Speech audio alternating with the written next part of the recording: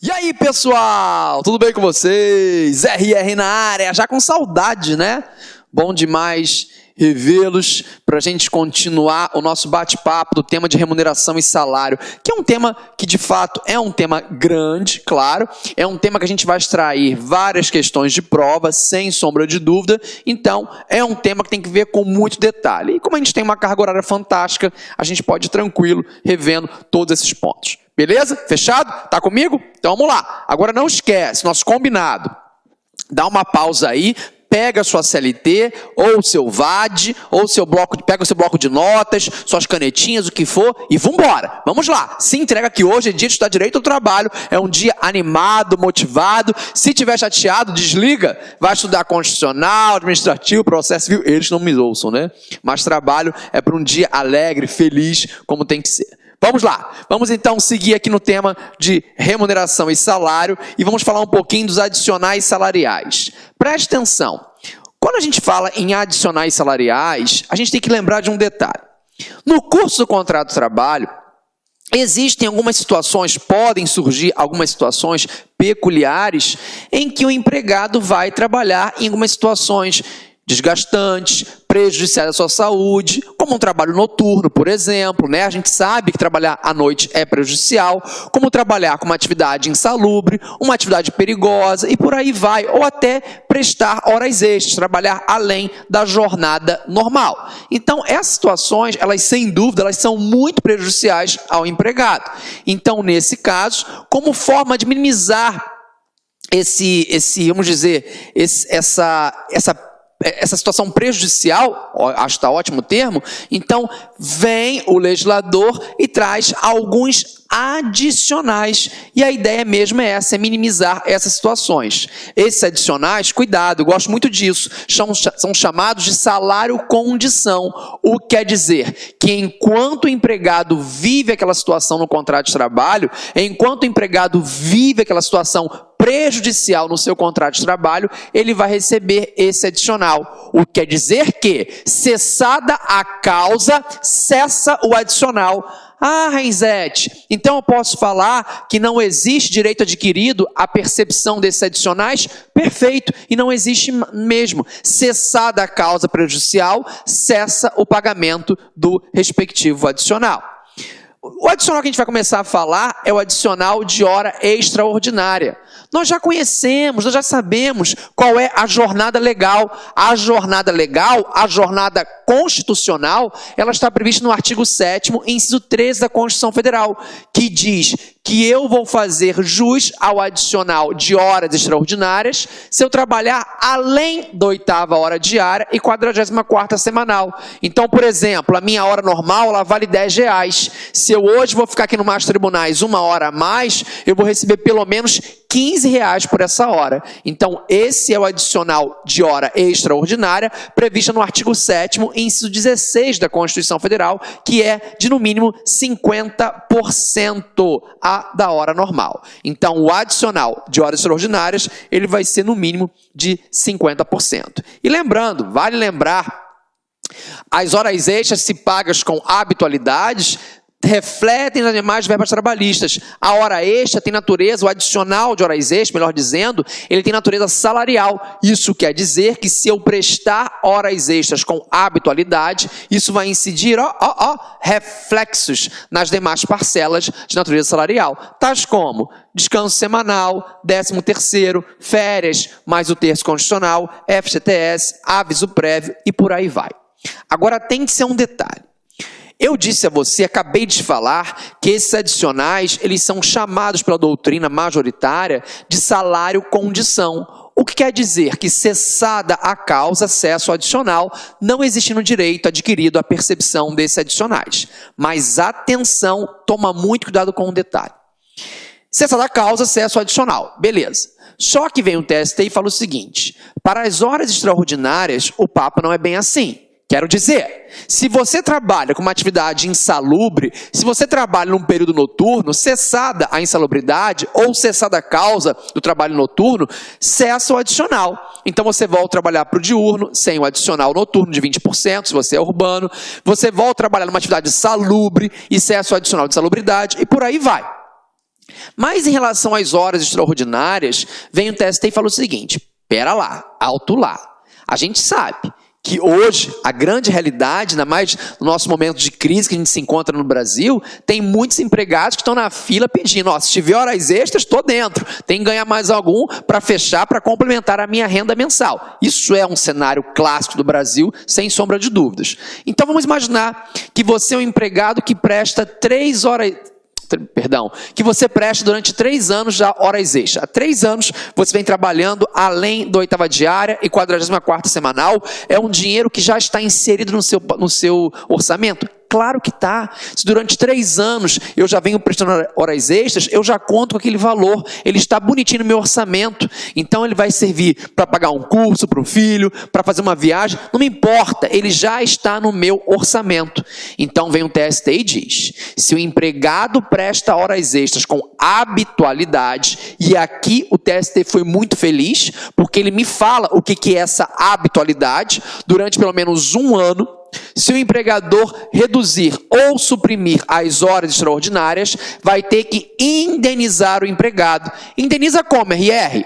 No valor correspondente a 1 mês por ano que ele faz horas extras, ou fração igual ou superior a 6 meses. Ou seja, no meu exemplo, ele não fez horas extras durante 3 anos? Fez. O empregador fala que acabou as horas extras. Tá bom, não há direito adquirido? Não. Direito adquirido à percepção adicional? Não há. Agora, se foram 3 anos fazendo horas extras, para cada ano ele recebe 1 mês. Então, nesse caso, o empregado fará jus a 3 meses de indenização. Agora veja, para cada ano ou fração igual ou superior a 6 meses. Se foram 3 anos e 5 meses, recebe quanto? 3 meses de indenização. 3 anos e 6 meses, 4 meses de indenização. Para cada ano ou fração igual ou superior a 6 meses, eu vou computar como se fosse um ano cheio. Não esquece disso, é o único adicional que a gente tem que saber para a nossa prova que vai gerar aí uma indenização. Na tela, súmula 291 do TST que diz assim, a supressão total ou parcial pelo empregador de serviço suplementar prestado com habitualidade. O que é habitualidade, TST? Durante pelo menos 1 ano, assegura ao empregado o direito à indenização correspondente ao valor de 1 mês das horas suprimidas, total ou parcialmente, para cada ano ou fração igual ou superior a 6 meses de prestação de serviços acima da jornada normal. O cálculo observará a média das horas suplementares nos últimos 12 meses anteriores à mudança, multiplicadas pelo valor da hora extra do dia da supressão. Atente-se bem a isso, atente-se bem aí a essa realidade. Pois bem, vencido então esse adicional de horas extras, vamos falar um pouquinho do adicional noturno. Quando a gente fala em adicional noturno, aí é bem recordar, é viver para a gente. Para falar em adicional noturno, você tem que lembrar que nós temos o empregado urbano e o empregado rural. Para o empregado urbano, o trabalho noturno começa das 22 horas de um dia e vai até as 5 horas do dia seguinte. Então, das 22 horas de um dia até as 5 horas do dia seguinte, eu trabalho no período noturno. Tá? O adicional noturno, ele vai ser de 20, esse 20 está lindo, né? Para não dizer o contrário. O adicional noturno, ele vai ser de 20% e 1 hora noturna, ela equivale a 52 minutos e 30 segundos. Então, aqui está, o adicional 20%, a hora noturna equivale a 52 minutos e 30 segundos, tá bom? Só que esse aqui é para o empregado urbano. Aí só para você fazer uma revisão.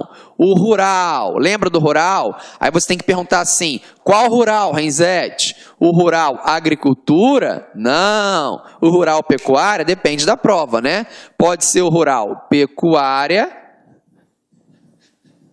e pode ser o rural agricultura. Eu até te contei uma historinha já. Agricultura, né? Sobre isso. Se for rural pecuária, vai das 20, ó, deixa eu botar só aqui o Hzinho para ficar igual, né? Das 20 às 4 horas. Se for agricultura, soma aqui 1 horinha, de 21 às 5 horas. Tanto na agricultura quanto na pecuária, o adicional vai ser de 25% para o rural. Tanto na agricultura quanto na pecuária, o adicional de 25%. E lembrando que uma hora aqui, ela não vai ser ficta, ela não vai ser reduzida, ela equivale a 60 minutos. Então, para o rurícola, ela equivale a 60 minutos. Ela é uma hora cheia, não esqueçam disso, tá bom? Então, esse é o papo aí do rural. Aí, lembrando, é um adicional para uma situação peculiar que eu vivo. Nós fomos programados para quê? Trabalhar de manhã e dormir à noite. Então, se eu trabalho num período noturno, que sem dúvida é muito prejudicial à minha saúde, eu vou fazer jus a esse adicional de no mínimo 20%. Show, show, show, show, show, show. Agora, cessada a causa o trabalho noturno, cessa o adicional. Não existe direito adquirido à percepção de adicional noturno. Cessada a causa do trabalho noturno, o empregado passa para o diurno e cessa o adicional, tá bom? Então, deixa eu só apagar aqui para a gente confirmar, até porque é gabarito em prova, a súmula 265 do TST. Vamos lá, vamos a ela. Súmula 265 diz assim: a transferência para o período diurno de trabalho implica a perda do direito ao adicional noturno. Tranquilo? Muito bom. Um outro adicional que a gente tem que lembrar é o adicional de transferência. Então, outro adicional que vale a recordação é o adicional de transferência, tá bom? Esse tem que lembrar. Tem que lembrar o seguinte, aqui está o adicional, beleza. Que eu posso pensar em transferência, posso pensar não, né? Pode ocorrer. A transferência, e lembra, você já sabe, hein? Definitiva, e temos também a transferência provisória. Transferência definitiva, o empregado vai.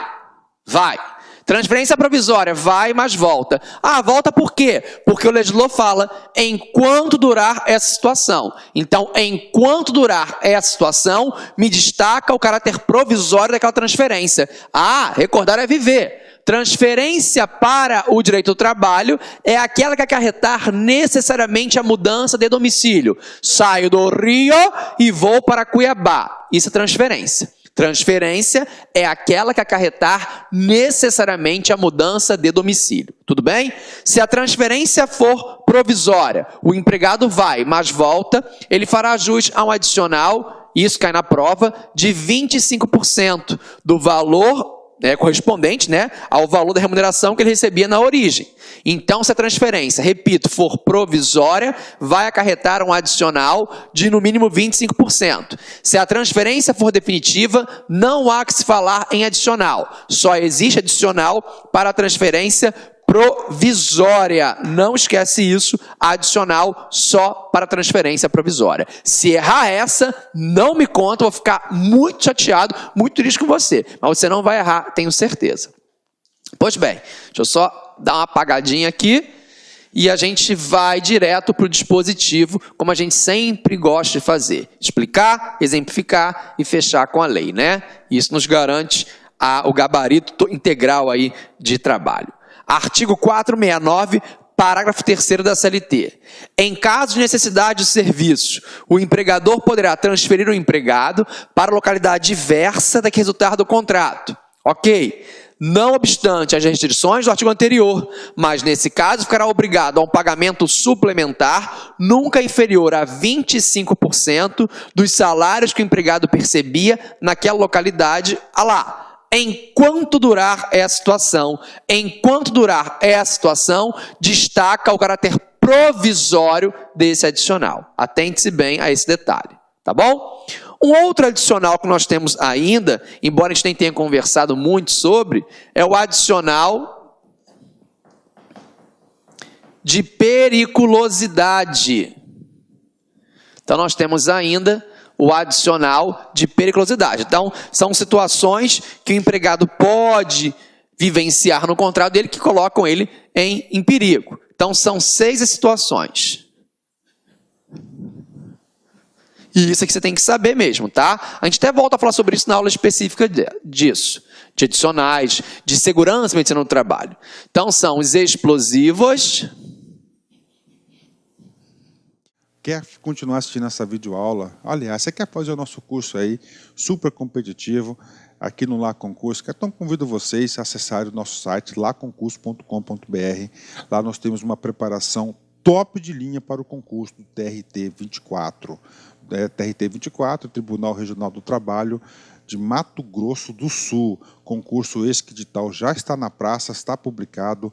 A data da prova é no dia 26 de março, tá? 26 de março de 2017. Galera, papo reto com vocês. Esse nosso curso não é um curso qualquer, tá? Esse é um curso altamente competitivo. Você pode pesquisar, você pode procurar o trabalho dos nossos grandes professores na internet e você vai chegar à conclusão seguinte, que aqui no LAC Concursos é o melhor custo-benefício do mercado. Nós aqui do LAC, nós temos 3 cursos para o TRT 24. Primeiro, o curso de analista judiciário, área administrativa, tá?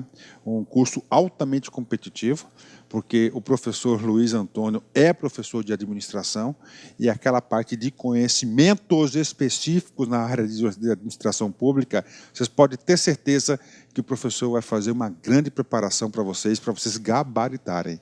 O curso de técnico, tá? O curso de técnico nós temos como grande professor o professor Rogério Renzetti, Trabalho e Processo do Trabalho, que vai gerar um grande diferencial competitivo para a galera. Tá certo, meus amigos? Ó, detalhe, 10 de 25 cada um dos cursos, ou se você quiser os dois, o combo aí por apenas 10 mensalidades de R$ 32,00, um curso completaço. Tá certo, meus amigos? Ó, detalhe, você quer aí esse PowerPoint, você quer esse material do professor, acesse nosso site, tem um link aqui embaixo aqui que você pode fazer o download gratuitamente desse material. Um forte abraço, espero vocês. Tchau, tchau.